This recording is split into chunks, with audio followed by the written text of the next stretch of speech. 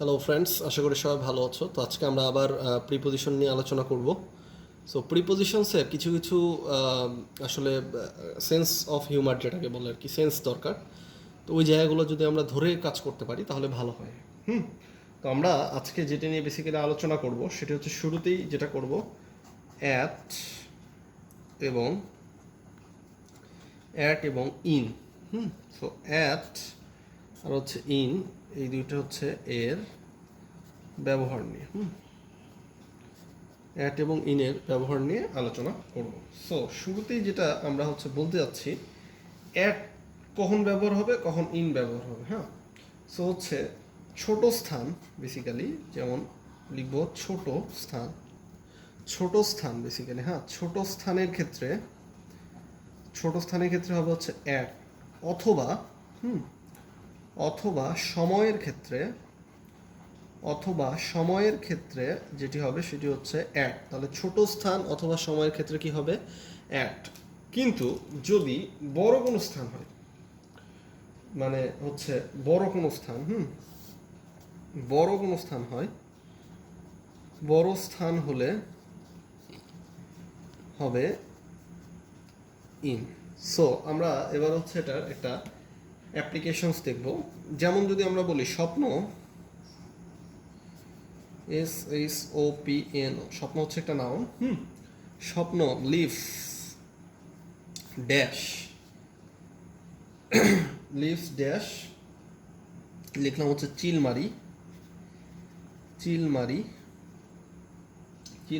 Dash Kurigram. তাহলে কি হবে, স্বপ্ন লিভস, চিলমারি ছোট, কুড়িগ্রাম হচ্ছে বড়। তাহলে লিভস অ্যাট, আমরা দেখছি ছোট স্থানের ক্ষেত্রে হয় অ্যাট। সো ছোট স্থানের ক্ষেত্রে যেহেতু অ্যাট হয়, সো লিভস অ্যাট চিলমারি।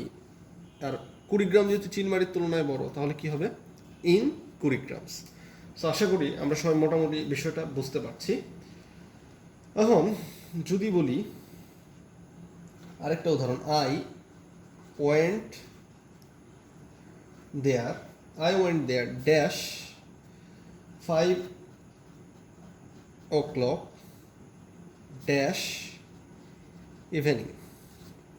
তার মানে আমি এখানে বলেছি I went there dash 5 o'clock, তাহলে আমি বলছি সময় পূর্বে অ্যাট হবে অ্যাট 5 o'clock ইন ইভিনিং।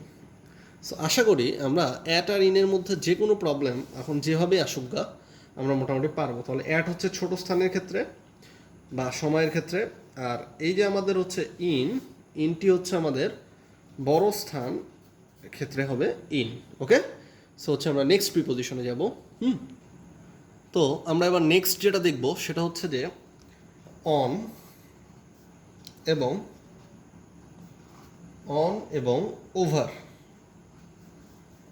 এবং ওভারের মধ্যকার আলোচনা হবে। তাহলে অন এবং ওভারের মধ্যকার আলোচনা শুরু করছি। অন কখন হবে আর কখন কি হবে, ওভার হবে। সো একটা ব্যাপার মাথায় রাখতে হবে যে ইমিডিয়েট ওপরে অর্থাৎ লাগালাগি অবস্থায় যদি থাকে, লাগালাগি অবস্থায় থাকলে অন হবে। যেমন এটা যদি একটা টেবিল ধরি, এটা হচ্ছে টেবিল আমাদের, এই যে আমার হাতটা হচ্ছে টেবিলের ওপরে পেন আছে। তাহলে টেবিলের ওপরে যেহেতু এই পেনটা আছে, তাহলে এখানে কি হবে, অন হবে। ওকে, আর যদি এটা টেবিল, এর ওপরে যদি আমি অবলম্বন থাকে, তার উপরে যদি পেনটা থাকে, তাহলে ওভার। ঠিক তেমনি টেবিলের ওপরে একটা বই আছে, কি হবে, অন হবে। কিন্তু টেবিলের ওপরে বই আছে, টেবিলের সাইডে দেয়ালের ওপরে ঘড়ি আছে, সেক্ষেত্রে কি হবে, ওভার হবে। অথবা জেনারেলি যদি আরেকটা জিনিস ধরি যে আমার মাথার উপরে ছাদ, মাথার কি ইমিডিয়েট উপরে ছাদ না মাথার অনেক উপরে ছাদ, ফাঁক আছে, তাহলে যেহেতু ফাঁক আছে তাহলে হবে ওভার। ওকে, আর যদি বলি মাথার উপরে চুল আছে, তাহলে চুল যেহেতু মাথার লাগালাগি আছে, মাথার সাথেই লেগে আছে, তাহলে হবে অন। ওকে, সো আমরা এবার একটা উদাহরণে যাব। The pen is dash the table তার মানে হচ্ছে দ্য পেন, তাহলে কলমটি ড্যাশ দ্য টেবিল। এখন কলমটা তো টেবিলের থেকে উঁচু, এই অবস্থায় থাকতে পারবে না, মানে টেবিলের উপরে এইভাবে থাকতে হবে, অথবা উঁচু কি এইভাবে থাকতে পারবে? অ্যান্সারটা হচ্ছে না। তাহলে যেহেতু লাগালাগি থাকবে টেবিলের, সুতরাং হবে the pen is on the table. Okay, the pen is on the table. এবার হচ্ছে আমরা লিখতে পারি the sky is dash the rooftop. Is dash the rooftop মানে হচ্ছে ছাদ, ইজ ড্যাশ দ্য রুফটপ। তো স্কাই তো রুফটপের সাথে উপরে আছে, কিন্তু লাগালাগি অবস্থায় তো নাই, উপরে আছে, ফাঁকা আছে। রুফটপ মানে ছাদের উপরে, স্কাই কিন্তু ফাঁকা একটা বড় একটা স্পেস আছে বা জায়গা আছে, এই জন্য কি হবে? ওভার। ওকে, সো আমরা একটা জিনিস স্পষ্ট হতে পেরেছি, অন এবং ওভারের মধ্যকার ব্যবহার। সো লাগালাগি অবস্থা হলে অন হবে, আর যদি মাঝখানে ফাঁকা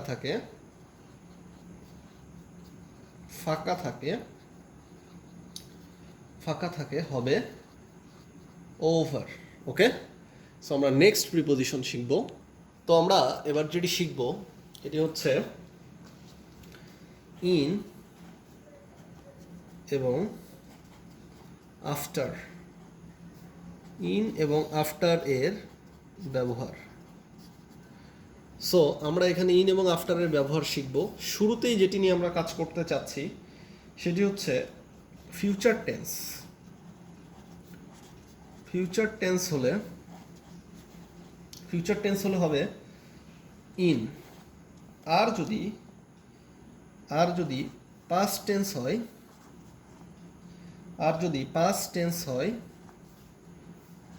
হলে হবে after.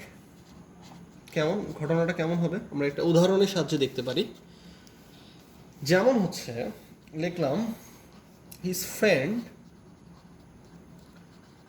Friend diet dash 6th month। তাহলে কি হবে? His friend diet dash 6th month। তাহলে এখানে লিখবো হচ্ছে আফটার। ওকে, আর যদি আমরা লিখি he will come from Dhaka dash next week. তাহলে কি হবে? যেহেতু ফিউচার টেন্স, সো ফিউচার হলে কি হয়? In. So in next week. Okay, তাহলে ফিউচার হলে হবে হচ্ছে আমরা জানি ইন, আর পাস্ট হলে হবে হচ্ছে আফটার। ওকে, সো আমরা নেক্সট প্রিপোজিশনে যাব। সো আমরা এখন ইন এবং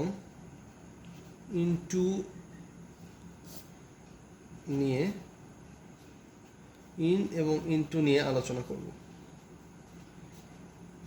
সো কখন হবে ইন, কখন হবে ইনটু? সো কোনো কিছু ভেতরে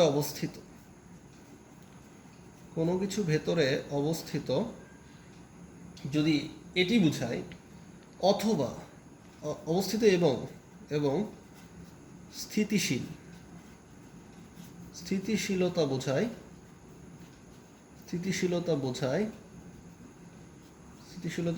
তখন হবে ইন। যদি ভেতরে প্রবেশ যদি কি ভেতরে প্রবেশ বা গতিশীলতা বা রূপান্তর বোঝায়। কি বোঝায়? রূপান্তর বোঝায়,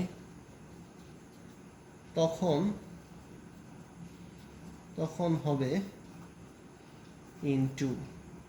আমরা একটা উদাহরণের সাহায্যে যদি বলি বিষয়টি আরো ক্লিয়ার হবে। ওকে, সো প্রথমে যেটা বলবো সেটি হচ্ছে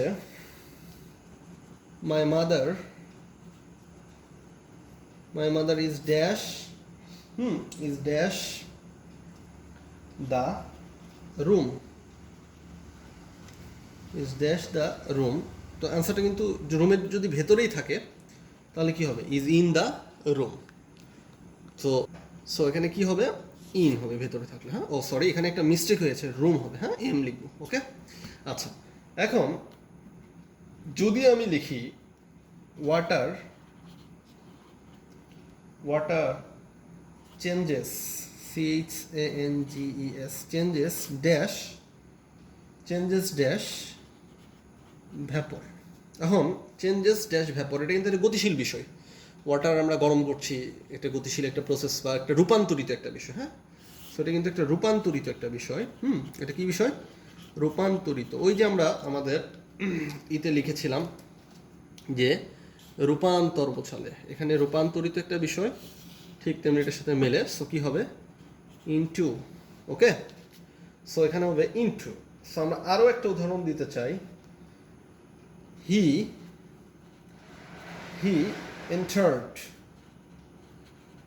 entered dash the room.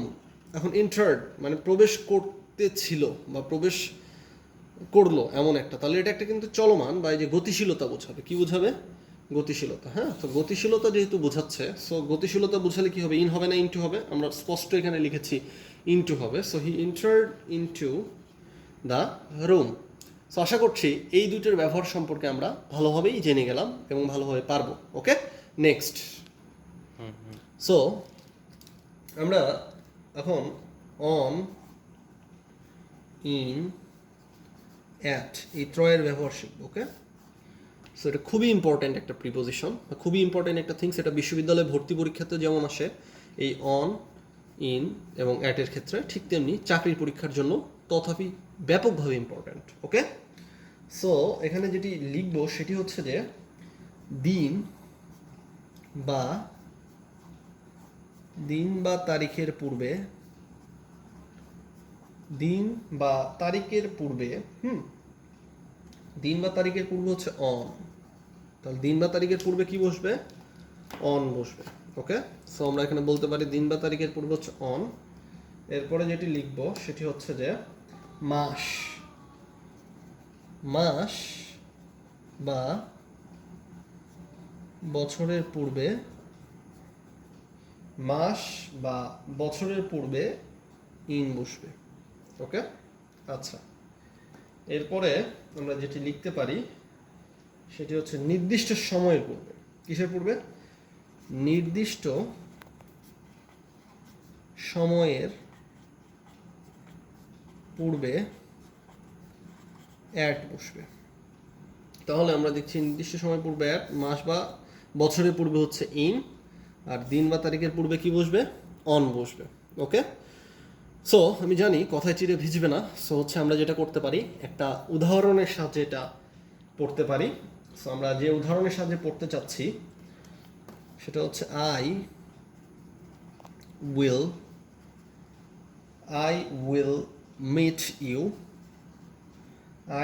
Meet you dash 2 o'clock. I will meet you dash 2 o'clock. আচ্ছা, ড্যাশ স্যাটারডে,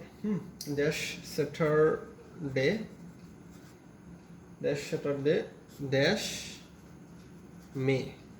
সো আমরা যেটি বলেছিলাম দিন বা তারিখের পূর্বে কি অন, তারপরে কি বলেছিলাম নির্দিষ্ট সময়ের পূর্বে হচ্ছে অ্যাট। তাহলে এই যে এখানে আমাদের 2 o'clock, এটা হচ্ছে নির্দিষ্ট একটা টাইম। ওকে, নির্দিষ্ট টাইমের পূর্বে কি শিখেছিলাম, অ্যাট। তাহলে I will meet you at 2 o'clock। Okay, বলছিলাম দিন, স্যাটারডে হচ্ছে একটা দিন বা